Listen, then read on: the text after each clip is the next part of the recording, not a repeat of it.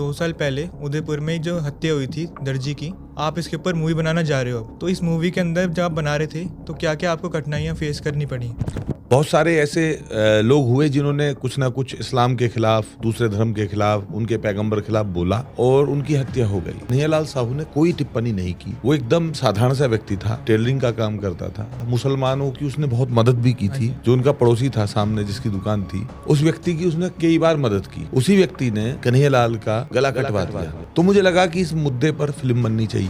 बॉलीवुड में वो तैयार नहीं थे फिल्म बनाने, वो डरते हैं। हम श्रद्धा वालकर के कातिल पे भी मूवी बनाने का प्लान कर रहे हैं। आफ्ताब पे 35 टुकड़े हमारा टाइटल है। हम लोग कराची टू नोएडा प्लान कर रहे हैं। सीमा हैदर जो पाकिस्तान से यहाँ पे आई जय श्री राम बोल के। लॉरेंस बिश्नोई पर भी हम लोग वेब सीरीज प्लान कर रहे हैं। काम शुरू कर दिया है अभी। फर्स्ट लुक उसका 7 दिसंबर में रिलीज हुआ है। तो आपने उससे परमिशन वगैरह ली, जैसे लॉरेंस बिश्नोई से आपने परमिशन वगैरह ली? कि बिना लॉरेंस बिश्नोई की परमिशन के क्या ये मूवी को बना सकता है पूरे बॉलीवुड में? तो आप उसको ऐसा नहीं लगता कि आप उसको और बढ़ावा दे रहे हो? Hello everyone, welcome back to the another episode of red institute India show. तो गाइज, आज जो हमारे साथ जो गेस्ट हैं वो एक बॉलीवुड से आए हैं। मेरे को ये बता के बहुत ज़्यादा खुशी होगी कि बहुत एपिसोड के बाद आज हमारे साथ बॉलीवुड से कोई आया है। तो प्लीज़ बुलाते हैं हमारे गेस्ट को, मिस्टर अमित जानी जी। तो sir welcome to my show. मैं सर के बारे में कुछ बताना चाहता हूँ। सर एक बाय प्रोफेशनल, एक फिल्म प्रोड्यूसर, एक पोएट, एक लिरिसिस्ट और एक राइटर भी हैं। तो सर आप पहले तो मेरे को ये बताइए, इतना सब मतलब करने के बाद आपको कैसा लगता है? मतलब सब एक ही तरह का काम है जी। पहले सोचना, सोच के उसे फिर लिखना। जी। तो लिखा तो राइटर और लिरिसिस्ट हो गए, फिर उसको प्रोड्यूस करना जी। तो फिल्मकार, फिल्म निर्माता हो गए। एक जैसा ही काम है, इसलिए सब एक साथ कर लेते हैं, मजा आता करने में। जी सर, मेरे को पता चला कि आप एक पहले वो भी थे पॉलिटिशियन, तो आपने एकदम इसमें स्विच क्यों मारा? नहीं थे, नहीं होता राजनीति में। राजनीति में वन वे है, कोई जाता है तो फिर वापस नहीं आ पाता है। तो राजनीतिक सफर बहुत बड़ा रहा, आज भी हैं राजनीतिक रूप से एक्टिव, लेकिन बस चुनावी राजनीति से दूर हैं। और देश धर्म के लिए आदरणीय प्रधानमंत्री नरेंद्र मोदी जी, अमित शाह जी और उत्तर प्रदेश में योगी आदित्यनाथ जी, इनकी सपोर्ट कर रहे हैं बाहर से, पार्टी में शामिल हुए बिना। मतलब आप बीजेपी को सपोर्ट करते हो डायरेक्टली? राष्ट्रवाद को सपोर्ट करता हूँ डायरेक्टली। हाँ, सपोर्ट करते हो, एक बढ़िया चीज़ है ये भी। तो सर जैसे कि आप एक राजनीति का एक अहम हिस्सा रह चुके हो, सर पहले तो आप मेरे को एक चीज़ बताइए। जैसे अभी 2 साल पहले उदयपुर में जो हत्या हुई थी दर्जी की, तो आप इसके ऊपर मूवी बनाना जा रहे हो अब। तो इस मूवी के अंदर जब आप बना रहे थे तो क्या क्या आपको कठिनाइयाँ फेस करनी पड़ी? देखिए, कन्हैयालाल साहू इस देश का सबसे ज्वलनशील मुद्दा है। हाँ जी सर। बहुत सारे ऐसे लोग हुए जिन्होंने कुछ ना कुछ इस्लाम के खिलाफ, दूसरे धर्म के खिलाफ, उनके पैगंबर खिलाफ बोला और उनकी हत्या हो गई। नहीं, कन्हैयालाल साहू ने कोई किसी के खिलाफ कोई टिप्पणी नहीं की। वो एकदम साधारण सा व्यक्ति था, दुकान पे अपनी दर्जी की टेलरिंग का काम करता था, कपड़े सिलता था, बहुत मिलनसार था, लोगों से उसका बड़ा अच्छा व्यवहार था, भाईचारा था। मुसलमानों की उसने बहुत मदद भी की थी। और जिस व्यक्ति ने उसकी हत्या कराई है, जो उनका पड़ोसी था सामने जिसकी दुकान थी, उस व्यक्ति की उसने कई बार मदद की। कई बार पैसे से भी मदद की और वैसे भी मदद की। उसी व्यक्ति ने कन्हैयालाल का गला कटवा दिया। दुकान में 2 लोग कपड़ा सिलाने के लिए आए और धोखे से, जैसा कि एक मानसिकता है, एक आदत है, एक छल और प्रपंच किसी के मन में रहता है, वो आए, उन्होंने कहा कि कपड़ा सिलवाना है। कन्हैयालाल ने सिंपल स्वभाव में नाप लिया तो धोखे से हत्या कर दी और गला काट के वीडियो बनाई और कहा कि जो हाल हमने कन्हैयालाल का किया है बाकी लोगों का भी यही होगा, और प्रधानमंत्री का भी यही होगा, और मुख्यमंत्री योगी का भी यही होगा। तो मुझे लगा कि इस मुद्दे पर फिल्म बननी चाहिए, देश को जागरूक होना चाहिए कि भाईचारे के चक्कर में कोई दूसरा व्यक्ति चारा ना बन जाए कन्हैयालाल की तरह। तो मैंने बहुत सारे लोगों से बात की बॉलीवुड में, वो तैयार नहीं थे फिल्म बनाने, वो डरते हैं। ऐसा क्यों सर? बॉलीवुड में हॉट टॉपिक्स क्यों नहीं उठते हैं? हॉट तो उठते हैं, लेकिन बहुत ही वो उसको जो है डिप्लोमेटिक तरीके से थोड़ा सा रफू करके दिखाते हैं। एक्चुअल जो है वो नहीं दिखाते। तो डर गए कि भाई कहीं ऐसा ना हो, कम्युनल हो जाए ज़्यादा। हमने सच्चाई दिखाई। हमने फिर खुद ही इस फिल्म को बनाने का जिम्मा उठाया, अ टेलर मर्डर स्टोरी के नाम से, और ये बन चुकी है, कंप्लीट है। फरवरी मार्च में इसको हम पूरी दुनिया में, लंदन से लखनऊ तक 3000 स्क्रीन्स पे पूरी दुनिया में एक साथ रिलीज करेंगे।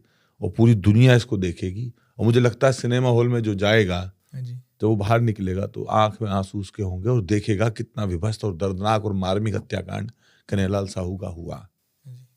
तो जैसे सर ये वाली जो मूवी आप बना रहे हो, तो आपको मतलब कुछ डर वगैरह नहीं लगा बनाते टाइम? नहीं, डरना तो क्या है, आपका काम मूवी बनाना है। कुछ लोग फिक्शन पे बनाते हैं, मतलब आप बिल्कुल पूरी सच्चाई दिखा रहे हो ना उस बारे में। हाँ, तो डरने की जरूरत नहीं। अमी जानी को जानता है, वो गूगल पे AMITJANI जब टाइप करता है तो उसे पता चल जाता है कि डर हमारे आसपास भी नहीं रहता। और हमारे सारे टॉपिक ऐसे हैं। हम श्रद्धा वालकर के कातिल पे भी मूवी बनाने का प्लान कर रहे हैं। आफ्ताब पे 35 टुकड़े हमारा टाइटल है। हम लोग कराची टू नोएडा प्लान कर रहे हैं। सीमा हैदर जो पाकिस्तान से यहाँ पे आई जय श्री राम बोल के, लॉरेंस बिश्नोई पर भी हम लोग वेब सीरीज प्लान कर रहे हैं। काम शुरू कर दिया है, अभी फर्स्ट लुक उसका 7 दिसंबर में रिलीज हुआ है। यही था सर मेरा क्वेश्चन कि जैसे पूरा बॉलीवुड जिससे डर के भागता है, आप उसके ऊपर मूवी बनाने जा रहे हो लॉरेंस बिश्नोई के ऊपर। बॉलीवुड को लॉरेंस बिश्नोई से नहीं डरना चाहिए। उन्होंने किसी बॉलीवुड के व्यक्ति को धमकाया नहीं, उन्होंने किसी सिंगर को नहीं धमकाया, किसी सिनेमेटोग्राफर को नहीं धमकाया, कोई सेट नहीं जलाया, कोई उन्होंने ये नहीं कहा कि गाने नहीं बजने चाहिए, गाने नहीं रिकॉर्ड होने चाहिए। उन्होंने कभी ये नहीं कहा कि बॉलीवुड में फिल्में नहीं बननी चाहिए, इंडस्ट्री खत्म कर दूंगा मैं। ऐसा कुछ कहा होता लॉरेंस बिश्नोई ने तो लगता कि लॉरेंस बिश्नोई और बॉलीवुड एक दूसरे के दुश्मन है। सलमान खान से जो लॉरेंस बिश्नोई का मामला है वो निजी मामला है। काला हिरन उसके पीछे वजह है। काला हिरन की हत्या का आरोप सलमान खान पे था। बिश्नोई समाज काले हिरन को पूछता है। वो गुस्सा किसी भी बिश्नोई के मन में हो सकता है, ये जो नहीं लॉरेंस के मन में है, सभी के मन में है। लॉरेंस ने उसको अभिव्यक्त कर दिया। सिर्फ इतनी सी बात है कि सलमान खान और लॉरेंस की आपस में नहीं बनती और वो एक दूसरे के विरोधी हैं, दुश्मन है। लॉरेंस सलमान खान को कई बार कह भी चुका है कि भाई तुम माफी मांग लो, बात खत्म हो जाएगी। तो मुझे नहीं लगता कि बॉलीवुड को लॉरेंस से कोई ऐतराज या कोई परहेज करना चाहिए। तो मतलब सर आपको एक्चुअल में ऐसा लगता है कि जब सलमान खान सर माफी मांग लेंगे तो ये सॉल्व हो जाएगा मैटर? जबान तो यही है उनकी, बिश्नोई समाज की, लॉरेंस बिश्नोई की भी, कि माफी मांग लो, बात खत्म हो जाएगी। और सलमान खान तो मुसलमान है।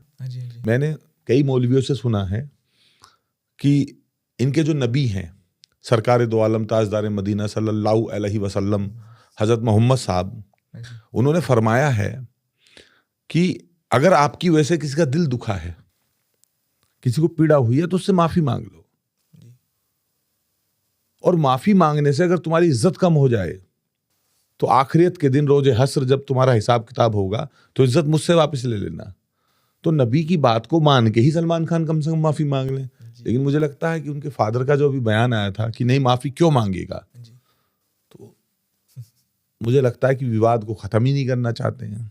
तो सर जैसे कि सलमान खान के दुश्मन कह लो या कुछ भी कह लो लॉरेंस बिश्नोई को, आप उनके ऊपर मूवी बनाने जा रहे हो और सलमान खान को मतलब पूरा बॉलीवुड एक तरह से मतलब क्या आप कह सकते हो पूछता है, कुछ भी कह लो आप उनको, तो आप ये नहीं, आप कोई ऐसा नहीं लग रहा कि आप डायरेक्ट बॉलीवुड से पंगा ले रहे हो? मैंने कहा ना, बॉलीवुड से सलमान खान का इतना ही संबंध है कि जैसे सब एक्टर हैं सलमान खान भी एक्टर है। बॉलीवुड का कोई मालिक नहीं है। सलमान है, शाहरुख है, कोई भी व्यक्ति बॉलीवुड का मालिक नहीं। कोई एक्टर है, कोई डायरेक्टर है, कोई DOP है, कोई प्रोड्यूसर है, सब अलग अलग हैं। सबके प्रोडक्शन हाउस अलग अलग हैं। बट जैसे सुना जाता है सर कि सलमान खान सबका फ्यूचर वगैरह खत्म कर देते हैं वहाँ पर। अब क्या होगा जिसका किया होगा, इस विषय पे तो मैं नहीं जाना चाहता। लेकिन हम तो कार्य की शुरुआत जो है वो महादेव का नाम ले करते हैं। हमारा फ्यूचर और हमारा जो अतीत है, अतीत में जो हुआ और भविष्य में जो होगा वो सब उन्हीं के द्वारा संचालित है। वो सलमान खान या सलीम खान या अरबाज खान या दाऊद इब्राहिम या इनके ऊपर डिपेंड नहीं है। तो सर आप लॉरेंस बिश्नोई पे मूवी बनाओगे या वेब सीरीज? दोनों बनाओगे? दोनों। मूवी इस दिवाली पे आ जाएगी 2025 में। उसके बाद वेब सीरीज। तो सर हमारे दर्शकों को ये बताइए कि मूवी और वेब सीरीज में क्या फ़र्क है? मूवी 3 घंटे की होगी। वेब सीरीज अगर 40-40 मिनट के 10 एपिसोड भी बनाए तो 400 मिनट की होगी। तो जाहिर है जो 3 घंटे में दिखेगा 400 मिनट में उससे कुछ ज़्यादा ही दिखेगा। बिल्कुल। तफसील से जो होगा, विस्तार से जो होगा वो वेब सीरीज में होगा। और जो मूवी है उसकी तो अपनी एक टाइमिंग है, इंटरवल भी है, शुरू होने से पहले एंथम भी है, बीच में गाने भी हैं, बहुत सारी चीजें हैं। तो लॉरेंस बिश्नोई की जो मूवी है उसको हम दीपावली पे लेके आ रहे हैं। और web series sir? Web series का काम 7 के साथ शुरू होगा, वो 2026 में प्लान हम कर रहे हैं। 26 में, ओके। तो सर एक चीज़ और ये बताइए, जैसे मूवी बनती है, वेब सीरीज बनती है, आप किसी के ऊपर मूवी बनाने जा रहे हो, तो आपने उससे परमिशन वगैरह ली? जैसे लॉरेंस बिश्नोई से आपने परमिशन वगैरह ली? देखो, कन्हैया लाल साहू पे जैसे हमने मूवी बनाई, हाँ जी, तो कन्हैया लाल साहू के परिवार से एग्रीमेंट किया। ओके।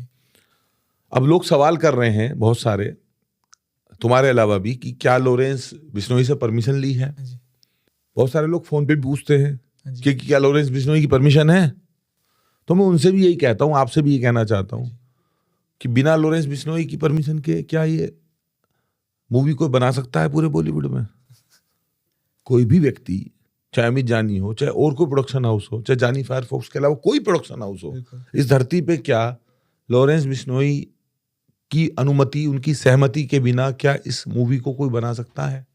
ये सवाल पे सवाल है। अनुमति है, सहमति है, तभी हम लोग बना रहे हैं। अच्छा, तो मतलब ये परमिशन कैसे लेगी आपने? अब कैसे, तो जब हम लेटर लगाएंगे तो सब दिख ही जाएगा किसका लेटर लगता है। वो तो हम देंगे ही, एनओसी सर्टिफिकेट तो देंगे ही।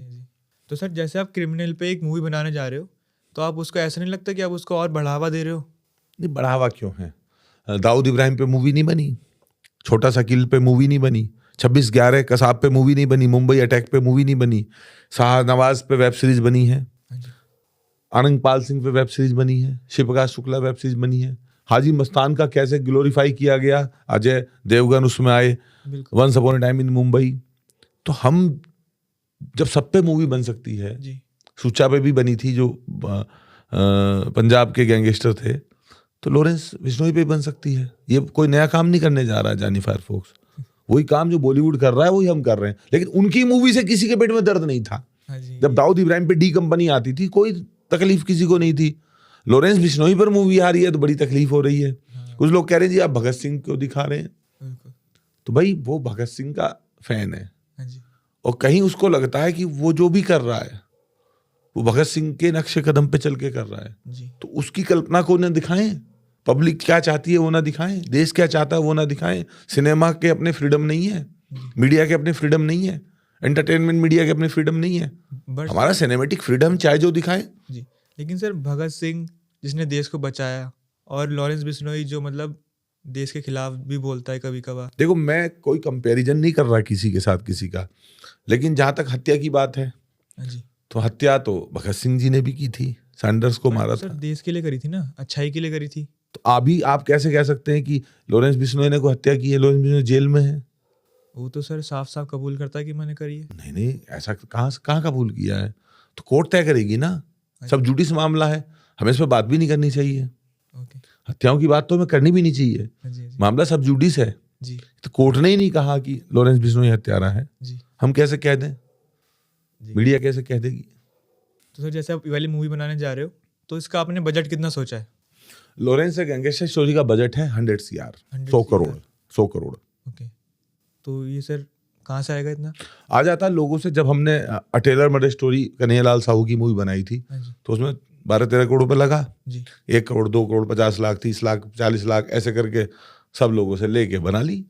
अब इसका 100 करोड़ लगेगा तो बहुत सारे लोग हैं जो कह रहे हैं भाई 1 करोड़ में लगा दूंगा, 2 करोड़ में भी लगा दूंगा, 10 करोड़ में लगा दूंगा, 5 करोड़ में लगा दूंगा, 50 लाख में लगा दूंगा। बहुत सारे लोग खड़े हैं, सबका पैसा इकट्ठा करके एक साथ इसको बना देंगे और जो प्रॉफिट आएगा उनको दे देंगे। प्रॉफिट तो आएगा ही। जैसे आपने कन्हैया पे पिक्चर बनाई थी, वो बनाई थी आपने 12 करोड़ में, अब आप 100 करोड़ पे खेलने जा रहे हो, तो आपको क्या लगता है ये रिटर्न आएगा नहीं आएगा? आ जाएगा रिटर्न, इतना आएगा जी। पुष्पा को अभी 1300 करोड़ हो गया ना? हाँ, 1300 5 दिन में। और मुझे लगता है पुष्पा 2 2-2.5 करोड़ पर रुकेगी और है ना? रुकेगी ना, अभी तो 4 ही दिन हुए हैं। तो आप ये समझ लो कि पुष्पा 2 का बाप बनाने जा रहे हैं हम लोग, एनिमल का बाप बनाने जा रहे हैं हम लोग। जितना कलेक्शन पुष्पा 2 का होगा उसको 3 या 4 गुना कर लेना बस। ये फिल्म 6 महीने तक नहीं उतरेगी सिनेमाघरों से, सड़कों पे भीड़ उमड़ जाएगी टिकट लेने के लिए, मारामारी मचेगी। लॉरेंस बिश्नोई जो सब्जेक्ट है ना, इससे पहले इतना बड़ा कोई सब्जेक्ट था, न इसके बाद कोई सब्जेक्ट होगा, न भूतो न भविष्यति। इस जैसी फिल्म ना पहले कभी बनी है ना कभी बनेगी। इतनी बड़ी मूवी है। क्योंकि सर जनता जानना भी चाहती है एक्चुअली में कि लॉरेंस बिश्नोई आखिर में था कौन, है कौन और आगे क्या करना चाहता है। 1000 करोड़, 1200 करोड़, 1500 करोड़, 2000 करोड़ पे बॉक्स ऑफिस का कलेक्शन गिर जाता है, अच्छा, अंत हो जाता है। ओके, अगर 2000 करोड़ का कलेक्शन पुष्पा 2 ने किया हाँ जी, तो लॉरेंस बिश्नोई का कलेक्शन 5 से 6000 करोड़ होगा। तो पैसा भी लगा रहे हैं लोग, आ भी रहे हैं ऑफर, बहुत फोन आते हैं सर 1 करोड़, 2 करोड़, 2.5 करोड़, 3 करोड़, 4 करोड़, सब लोगों ने मिलके ही हमने मूवी बनाई है बिल्कुल सर, पहले भी, और अब फिर सब मिलके बना लेंगे। बहुत लोग हैं जो चाहते हैं कि इन टॉपिक्स पे मूवी बने, और जो चाहता है वो मदद भी करता है, जी। तन मन धन गन सब तरह से मदद मिलती है।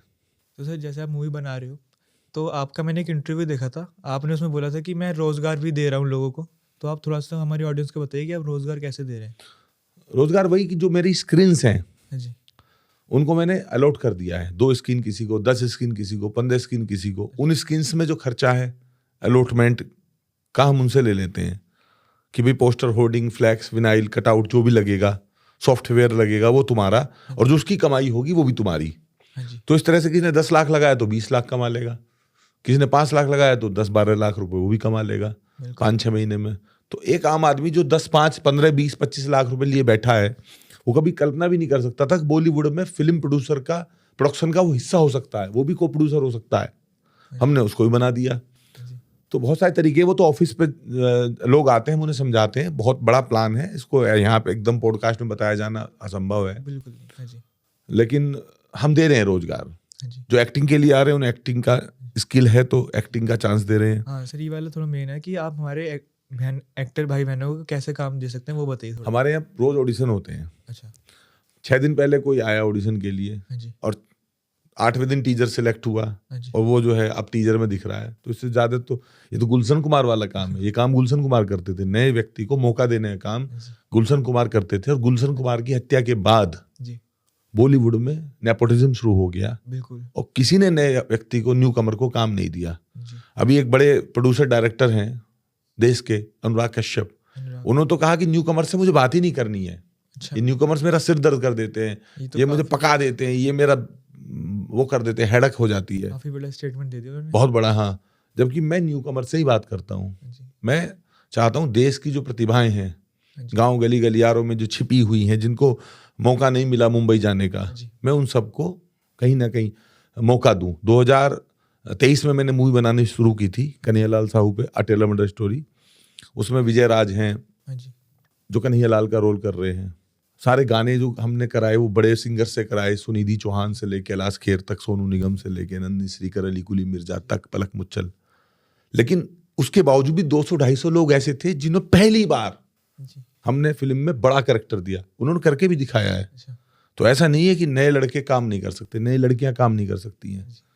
हम किसी को एडी बना के अपने साथ रख लेते हैं, किसी को लाइट मैन का असिस्टेंट बना के अपने साथ रख लेते हैं, शुरुआत किसी में को छोटे कॉस्ट्यूम में से- अपने साथ रख लेते हैं, किसी को लगता है एक्टर है तो एक्टिंग में साथ रख लेते हैं। हाँ जी, मौका सबको देते हैं, और विदाउट कॉम्प्रोमाइज।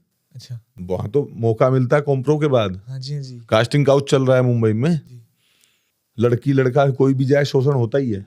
तो मतलब हमारे यहाँ ऐसा नहीं है। आप थोड़ा सा क्लियर करो कि कास्टिंग काउच होता क्या है। कास्टिंग काउच के बारे में मैंने पहले भी कहा है कि दोनों हाथों से ताली बजती है। हाँ जी, जिसे एक्टिंग नहीं आती है हाँ जी, वो जाके डायरेक्टर प्रोड्यूसर से कहे कि भाई मुझे लीड कैरेक्टर चाहिए, प्रोमिनेंट कैरेक्टर चाहिए, कैसे भी दे दो sir, I can do anything everything. तो फिर डायरेक्टर है, प्रोड्यूसर है, सब आदमी ही है। किसी के अंदर प्रतिभा है और उसने ऑडिशन दिया है और उसे नहीं मिल रहा है काम, तो उसे दूसरी जगह ऑडिशन देना चाहिए, बिल्कुल, तीसरी जगह देना चाहिए, चौथी जगह देना चाहिए, कहीं मिलेगा। प्रतिभा, क्वालिटी ऑलवेज स्कोर। और अगर आपके अंदर प्रतिभा नहीं है हाँ जी, तो मैं तो कहना चाहता हूँ लड़कियों से भी, तो आप डायरेक्टर प्रोड्यूसर के साथ सो के काम लेके ऐसी किसी लड़की का कैरियर खत्म मत करिए बिल्कुल, बिल्कुल, जो उसके काबिल थी। जी, पात्र को हटा के आप जो है खुद आ गई और फिर 10 साल बाद आप कह रही हैं कि मी टू में कि मेरा शोषण हुआ है, हाँ जी, हाँ जी, तो ये भी गलत है एक तरह से। बिल्कुल, तो दोनों तरफ से ही होता है। कई बार कास्टिंग वाले ही कहते हैं कॉम्प्रो करोगी साथ में सो जाओगी क्या, हाँ जी, कई बार लड़की कहती हैं कि सोना हो तो सो भी जाएंगी। हाँ जी, हाँ जी, तो दोनों तरफ से चल रहा है, जिसका सबकी अपनी प्यास है, जी। सबका अपना जरिया है, बढ़िया है। अभी तक तो सर ये बॉम्बे में ही चल रहा है मेरे ख्याल। सब जगह चल रहा है, यहाँ हम बैठे हैं दिल्ली में भी चल रहा है, दिल्ली में चल रहा है। सब जगह चल रहा है। अच्छा। हर किसी को रानी मुखर्जी बनना है, हर किसी को प्रीति जिंटा बनना है, बिल्कुल। हर किसी को कैटरीना कैफ बनना है। अरे कैटरीना कैफ और रानी मुखर्जी और प्रीति जिंटा और माधुरी दीक्षित बनने के लिए जी आपके अंदर टैलेंट भी तो होना चाहिए। बिल्कुल। टैलेंट कूट कूट के भरा होगा जी तब कोई तब्बू बन पाएगा। सही बात है। जब टैलेंट कूट कूट के भरा होगा तब कोई सुष्मिता सेन बन पाएगा, तब कोई बिपाशा बसु बन पाएगा, तब कोई एक्ट कर पाएगा नगमा की तरह, तब कोई एक्ट कर पाएगा मधुबाला की तरह। टैलेंट होगा, टैलेंट तो है नहीं। जी छोटे से कपड़े पहन लिए और चली गई प्रोड्यूसर के सामने, जी तो प्रोड्यूसर भी तो आदमी है, बिल्कुल। तो कहेगा चलो ठीक है जी ऐसे ही सही। तो ये दोनों तरफ से हो रहा है, जी। ताली दोनों हाथ से बजती है। तो मतलब इस पे मतलब आपका क्या ओपिनियन है, ये गलत चीज़ है अच्छी चीज़ है? हमारे यहाँ तो होता नहीं, देखो अच्छा गलत तो क्या है, जिसका काम जैसे चल जाए ठीक ही है। जी हमारे यहाँ ऐसा नहीं होता।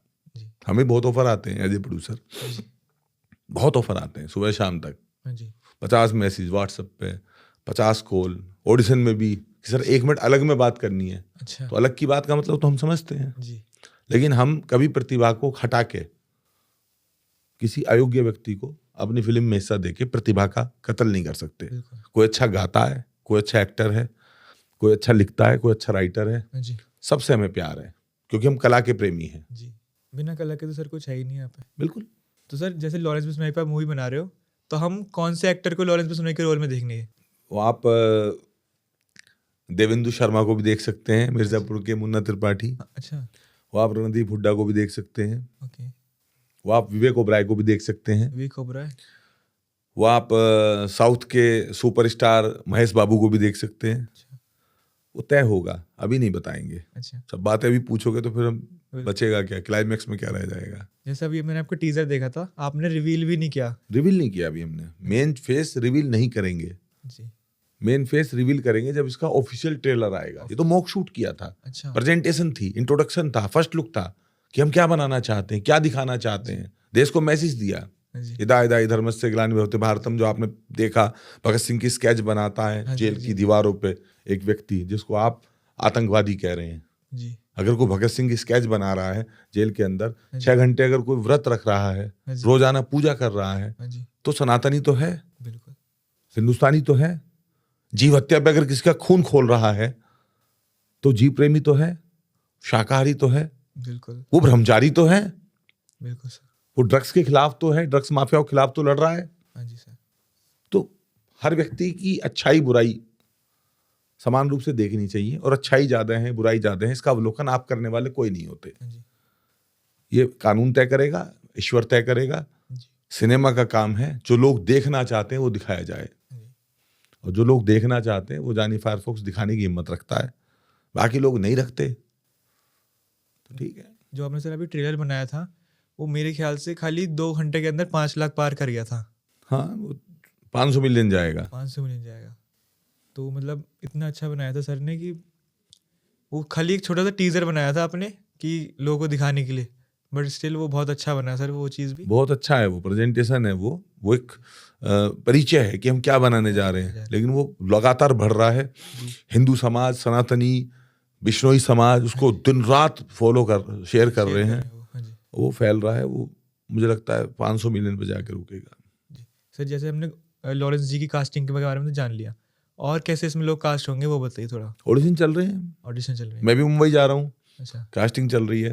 जग्गू भगवानपुरिया का रोल कौन करेगा, काला जठेड़ी का रोल कौन करेगा, नीरज बवाना का रोल कौन करेगा, रोहित गोदारा का रोल कौन करेगा, गोल्डी बराड़ का रोल कौन करेगा, संपत नेहरा जो है उनका रोल कौन करेगा, और सिद्धू मूसेवाला को तो हमने जी कर ही लिया है कास्ट। जी जी। गगनदीप सिंह जो एनिमल 1 में भी थे, एनिमल पार्क में भी हैं, बड़े स्टार हैं। वो तो काफ़ी बड़े स्टार हैं। जो उनके बचपन का रोल है वो वरुण बुद्धदेव कर ही रहे हैं, चाइल्डहुड हाँ जी लॉरेंस बिश्नोई का।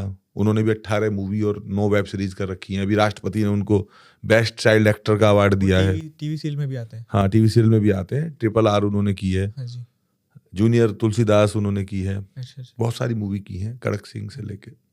तो स्टार कास्ट रहेगी, और बॉम्बे- स्टार कास्ट के साथ वो लड़का और वो लड़कियां रहेंगी जो हम ऑडिशन में सिलेक्ट कर रहे हैं। अच्छा मतलब बॉम्बे की रही है, दिल्ली की भी कास्ट? यूपी, दिल्ली, हरियाणा, पंजाब, सिंध, गुजरात, मराठा, द्राविड़, उत्कल, बंग, कोई क्षेत्र के हिसाब से भेदभाव नहीं होगा कि मराठी ही रहेगा, यूपी वाला नहीं रहेगा, या यूपी के हैं हम तो यूपी वाला ही रहेगा, कोई गुजराती नहीं रहेगा, सब रहेंगे। जिसमें प्रतिभा है वो कहीं का भी हो सकता है, सब रहेंगे। सब जगह के आर्टिस्ट हैं, सब जगह ऑडिशन लेंगे।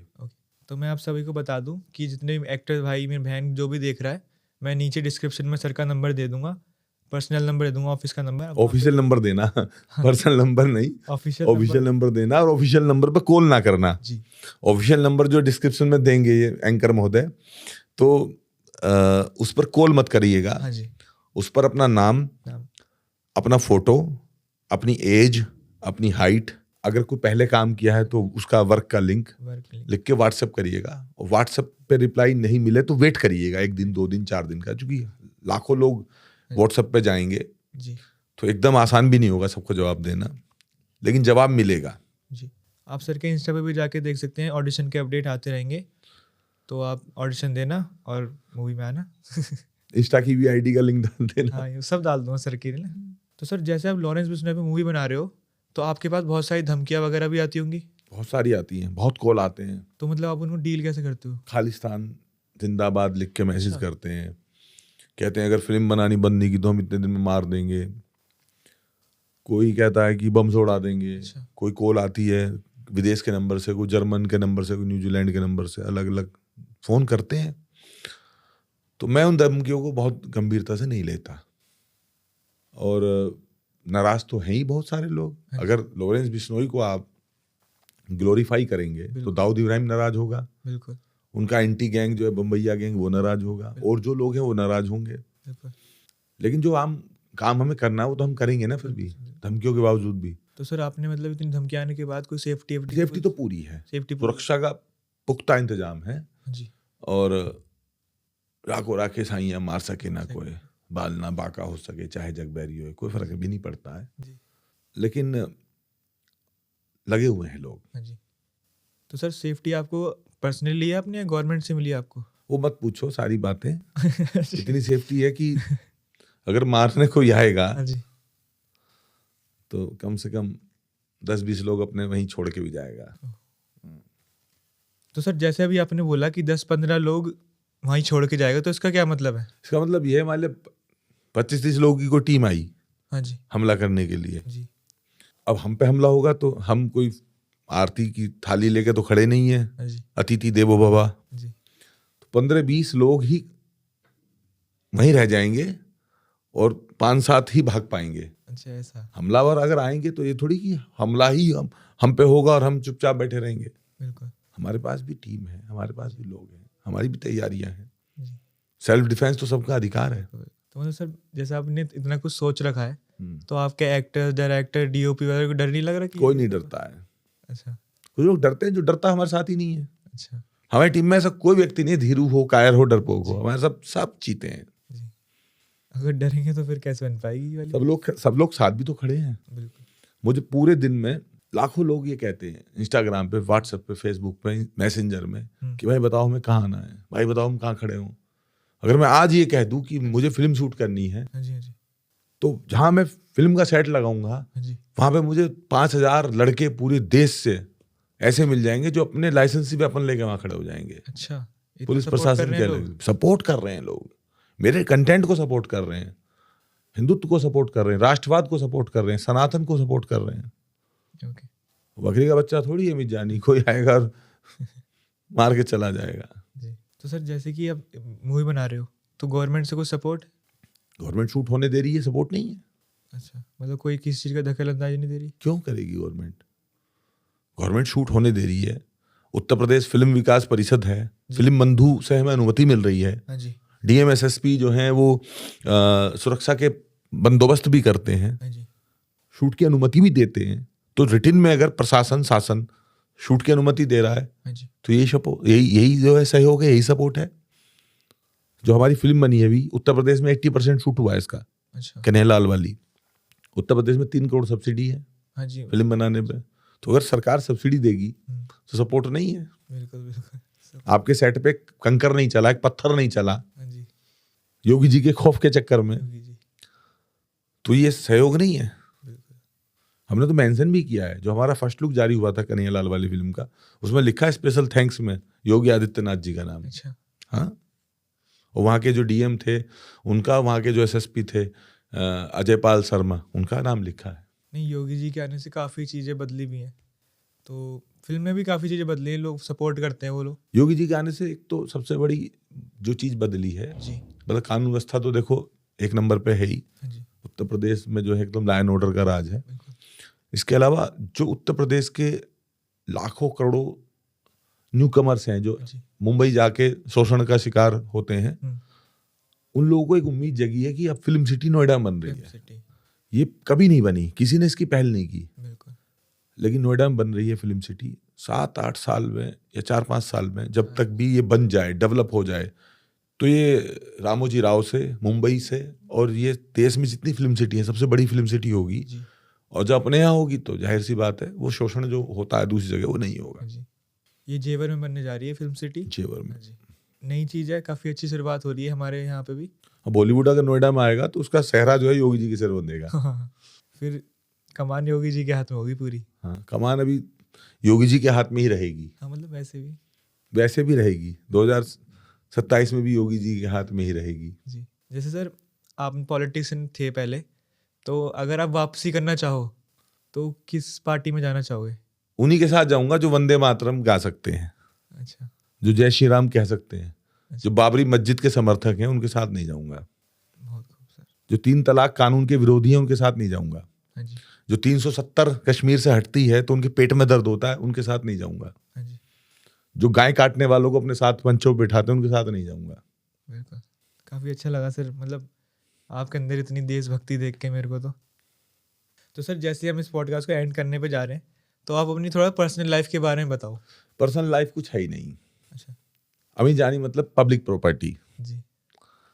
5000 व्हाट्सएप पूरे दिन में आना, 2000 कॉल पूरे दिन में आना, 1 लाख से ज्यादा नंबर मोबाइल में सेव है, इंस्टाग्राम पे जवाब देना है, मैसेंजर में जवाब देना है, व्हाट्सएप पे जवाब देना है, कॉल सुननी है, रात को 2 बजे, 3 बजे, 4 बजे, 5 बजे भी कोई कॉल आता सुनना पड़ता है, मैसेज का रिप्लाई करना पड़ता है, हमेशा लोगों के लिए खड़ा होना पड़ता है। जो जब एक्टिव पॉलिटिक्स में थे उस समय थाने में कोई पकड़ा गया, जमानत किसी की नहीं हो रही है, पुलिस किसी को बेवजह सता रही है, पटवारी जो है वो चकबंदी का मामला है कोई किसी का, ऐसे 1000 मामले सुबह से शाम तक अभी भी आते हैं। तो दिन भर अब तक जो है जो किया है, 17 साल का था मैं जब सार्वजनिक जीवन में आया था, राजनीति में आया था। 17 साल से अपने 17 साल का था, नाबालिग था, और एक फर्जी मुकदमा लगा था। अच्छा। 17 साल की उम्र में जेल चले गए थे। अच्छा। और बालिग होके जेल से लौटे थे। अच्छा। राजनीतिक संघर्ष में बहुत गिरफ्तारियां, लाठी, गोली सब झेला है, और आज भी तैयार है उन सब चीजों के लिए। तभी भी दुश्मनियां थी, आज भी दुश्मनी है, तो कहाँ पर्सनल लाइफ बची है? बिल्कुल। कई बार मेरी बेटी पूछती है कि पापा बताओ आज क्या है, तो जो पूछती है 4-5 बार तो मैं सोचता हूँ क्या है क्या है, फिर मुझे याद आता है आज उसका बर्थडे है और मैं घर पे नहीं हूँ। 4 महीने मुझे अपने बेटे को देखे हो गया। अच्छा। मुझे याद नहीं है कि सुकून से मैंने कभी अपने बच्चों को मार्केट ले जाके, बाजार ले जाके, फिल्म दिखा के या मॉल में शॉपिंग करा के या कहीं रेस्टोरेंट में जाकर खाना खिलाया हो। आज तक मैं पीटीएम में नहीं गया बच्चों की। रक्षाबंधन के दिन बहनों से नहीं मिल पाया इस बार। तो क्या पसंद लाइफ है? अमित जानी माने पब्लिक प्रॉपर्टी, राष्ट्र को समर्पित, पूरा टाइम काम में बिताते, देश को समर्पित, धर्म को समर्पित। तो मतलब सर, आप कहाँ से मतलब बिलोंग करते हो वैसे? मेरठ। मेरठ के रहने वाले हो। बहुत अच्छा लगा सर आपके बारे में जानकर।